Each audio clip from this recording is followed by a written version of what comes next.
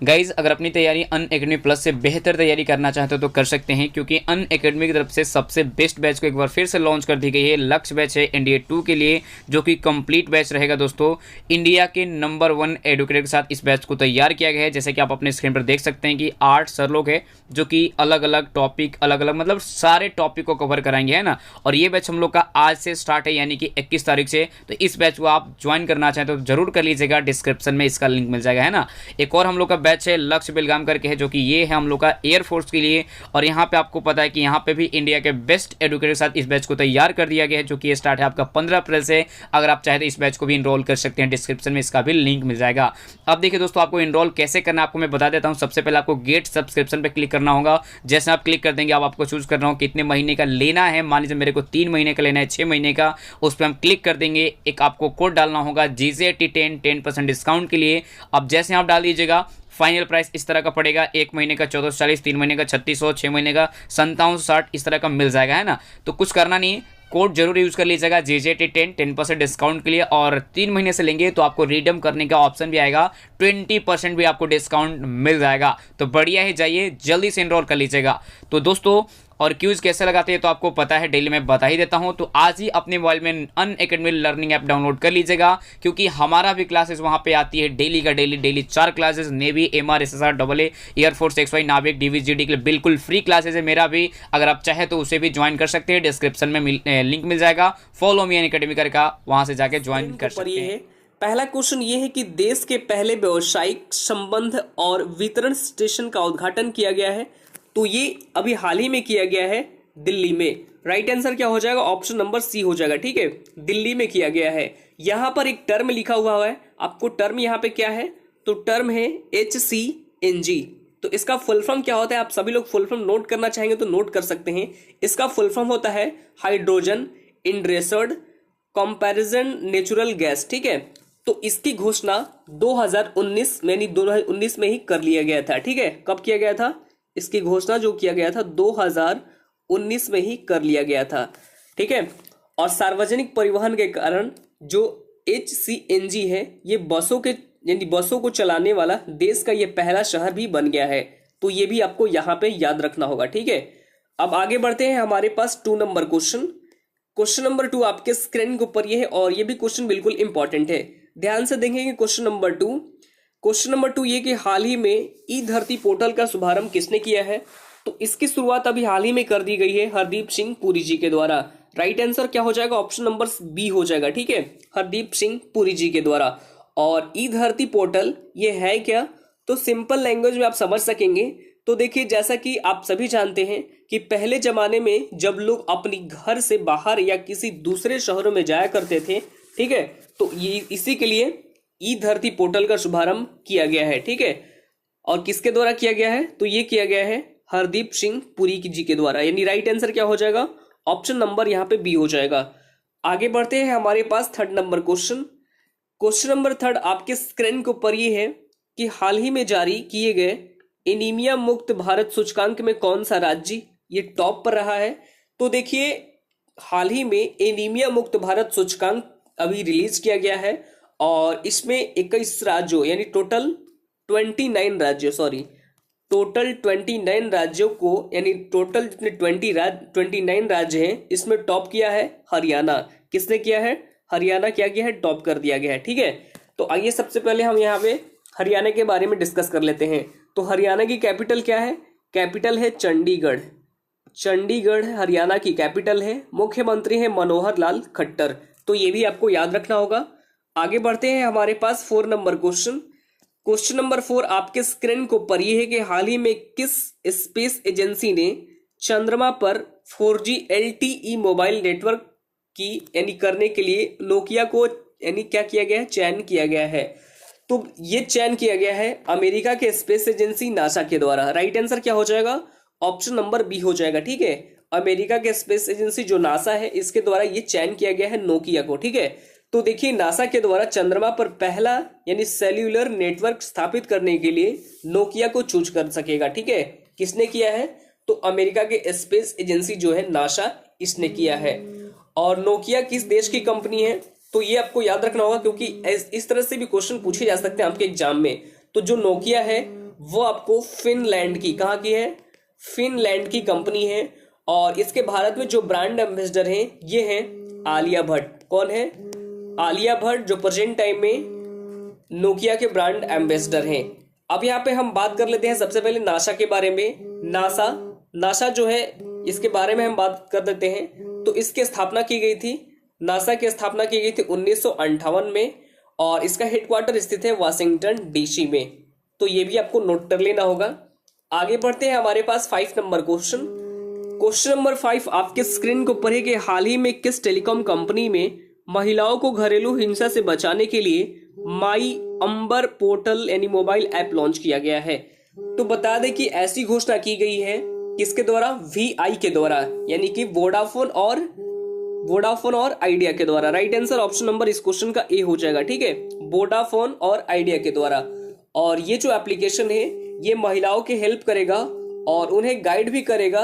तो देखिए ये जो एप्लीकेशन है ये एप्लीकेशन के मदद के साथ साथ महिलाओं के एजुकेशन भी देगा, ताकि इस जो भी घर है, जो भी महिलाएं हैं, ये मुद्दों पर, किसी भी मुद्दों पर समझ सके और कानूनों को भी समझ सके, और इसी के जो समक्ष करके अपने जो भी सुझाव है ये अपने आप को दे सके, ठीक है। तो इसी को लॉन्च किया गया है वोडाफोन और आइडिया के द्वारा, यानी इस क्वेश्चन का right answer option number A हो जाएगा, ठीक है। अब आगे बढ़ते हैं, हमारे पास 6 नंबर क्वेश्चन। क्वेश्चन नंबर 6 आपके स्क्रीन के ऊपर ही है और इसको भी ध्यान से देखेंगे। 6 नंबर क्वेश्चन ये है कि हाल ही में CEO ऑफ ईयर का अवार्ड किसे मिला है। तो ये भी क्वेश्चन बिल्कुल इंपॉर्टेंट है। और तो देखिए अभी हाल ही में मिला है प्रवीण कृष्णा को।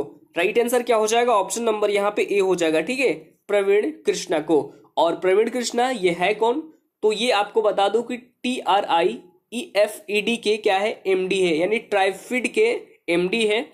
और इन्हें अभी हाल ही में CEO ऑफ ईयर यानी CEO ऑफ ईयर से, यानी इन्हें लीडरशिप अवार्ड से, यानी कि अवार्ड मिला है, ठीक है। अब यहाँ पे दूसरे ऑप्शन को डिस्कस कर लेते हैं। जो सत्य नडेला है ये आपको माइक्रोसॉफ्ट के CEO हैं। जब CEO के बारे में बात कर ही रहे हैं तो जो सत्य नडेला है ये आपको माइक्रोसॉफ्ट के CEO है, ठीक है। ये भी आपको नोट कर लेना होगा। जो आदित्य पुरी हैं जो कि HDFC बैंक के MD रह चुके हैं और इन्हें अभी हाल ही में यूरो मनी के द्वारा लाइफ टाइम अचीवमेंट अवार्ड से भी सम्मानित किया जा चुका है। आदित्य पुरी ये HDFC बैंक के पूर्व MD है, तो ये भी आपको याद रखना होगा। आगे बढ़ते हैं, हमारे पास 7 नंबर क्वेश्चन। क्वेश्चन नंबर 7 आपके स्क्रीन को पढ़िए कि हाल ही में ICMR ने किस IIT के द्वारा तैयार किए गए कोविड रैप टेस्ट किट को मंजूरी दे दी है। तो ये मंजूरी अभी हाल ही में दी गई है IIT खड़गपुर के द्वारा।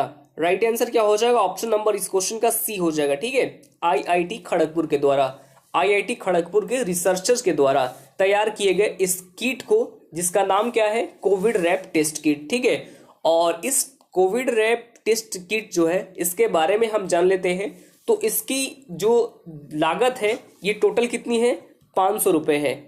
इस किट का लागत कितना है, 500 रुपये।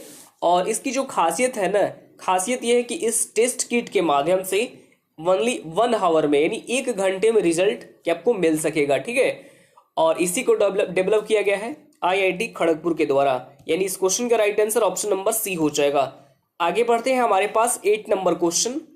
क्वेश्चन नंबर 8 आपके स्क्रीन को पढ़िए कि भारतीय पर्यटन सांख्यिकी के अनुसार कौन सा राज्य विदेशी पर्यटन में पहले स्थान पर रहा है। तो विदेशी पर्यटन के मामले में टॉप पर रहा है Tamil Nadu. Right answer option number यहाँ पे B हो जाएगा, तमिलनाडु, ठीक है। मतलब कि तमिलनाडु में सबसे ज्यादा विदेशी पर्यटन घूमने आए हैं। ये कब आए थे, ये डेटा आपको 2019 का मिला है, ठीक है। तो ये आपको याद रखना होगा। अब यहाँ पे हम बात कर लेते हैं सबसे पहले तमिलनाडु के बारे में। तो राजधानी क्या है, राजधानी है चंडीगढ़।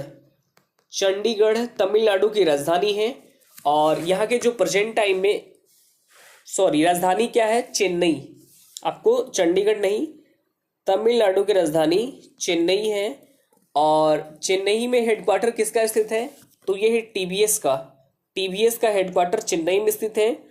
और प्रेजेंट टाइम में तमिलनाडु के मुख्यमंत्री कौन है, तो ये है एडापट्टी के पलानीस्वामी, जिन्हें कुछ समय पहले ही पोल हैरिस फेलो सम्मान से भी सम्मानित किया जा चुका है। ठीक है, राज्यपाल है बनवारी लाल पुरोहित।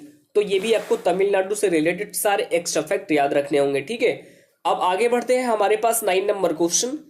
क्वेश्चन नंबर 9 आपके स्क्रीन के ऊपर ये है और ये भी क्वेश्चन बिल्कुल इंपॉर्टेंट है। 9 नंबर क्वेश्चन है कि भारतीय पर्यटन सांख्यिकी के अनुसार कौन सा राज्य घरेलू पोर्टल में पहले स्थान पर रहा है।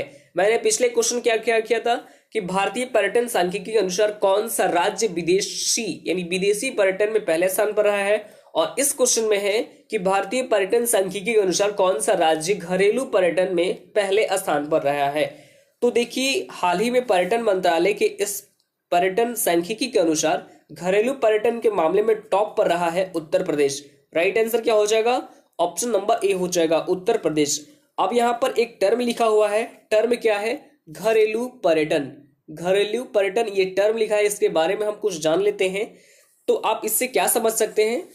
तो इसका सिंपल सा मतलब ये है कि भारत में अलग अलग राज्यों से सबसे ज्यादा लोग घूमने कहाँ गए हैं, तो ये गए हैं उत्तर प्रदेश में। ठीक है, और इस घरेलू पर्यटन के मामले में उत्तर प्रदेश रहा है टॉप पर।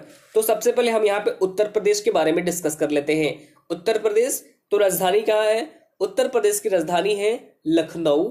मुख्यमंत्री हैं योगी आदित्यनाथ, गवर्नर है आनंदीबेन पटेल, और उत्तर प्रदेश उच्च न्यायालय के मुख्य न्यायाधीश ये हैं जस्टिस गोविंद माथुर। तो ये भी आपको याद रखना होगा उत्तर प्रदेश से सारे एक्स्ट्रा फैक्ट। ठीक है, अब आगे बढ़ते हैं हमारे पास 10 नंबर क्वेश्चन। क्वेश्चन नंबर 10 आपके स्क्रीन के ऊपर ये है कि हाल ही में लगातार 2 आईपीएल शतक लगाने वाले पहले खिलाड़ी ये कौन बने हैं? तो लगातार 2 आईपीएल शतक लगाने वाले पहले खिलाड़ी ये बन गए हैं शिखर धवन। राइट आंसर क्या हो जाएगा? ऑप्शन नंबर इस क्वेश्चन का ए हो जाएगा। ठीक है, शिखर धवन। और ये आईपीएल का 13वां एडिशन चल रहा है। ठीक है, ये सारे पॉइंट आपको नोट करना होगा। ठीक है, आईपीएल का कौन सा एडिशन चल रहा है? तो ये 13वां एडिशन चल रहा है। ठीक है, और 2008 में इसका फर्स्ट एडिशन खेला गया था। और आईपीएल का सबसे सफल टीम कौन है?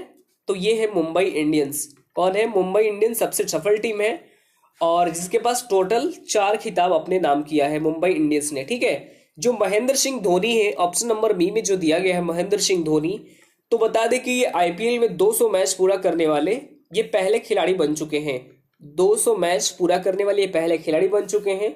और केएल राहुल, तो केएल राहुल आईपीएल में इस सेशन का जो पहला सेंचुरी है ये केएल राहुल ने मारा है। ठीक है, और इसके बाद जो विराट कोहली है, विराट कोहली, तो ये आईपीएल में सबसे ज्यादा रन बनाने वाले ये पहले खिलाड़ी बन गए हैं। तो ये भी आपको नोट कर लेना होगा। ठीक है, अब आगे बढ़ते हैं हमारे पास 11 नंबर क्वेश्चन। क्वेश्चन नंबर 11 आपके स्क्रीन के ऊपर ये है और ये भी क्वेश्चन बिल्कुल इंपॉर्टेंट है। 11 नंबर क्वेश्चन ये है कि उत्तर प्रदेश के किस शहर में उत्तर प्रदेश के राज्यपाल द्वारा सेफ सिटी व प्रोजेक्ट का उद्घाटन किया गया है? तो इसका उद्घाटन अभी हाल ही में किया गया है उत्तर प्रदेश की राजधानी लखनऊ में।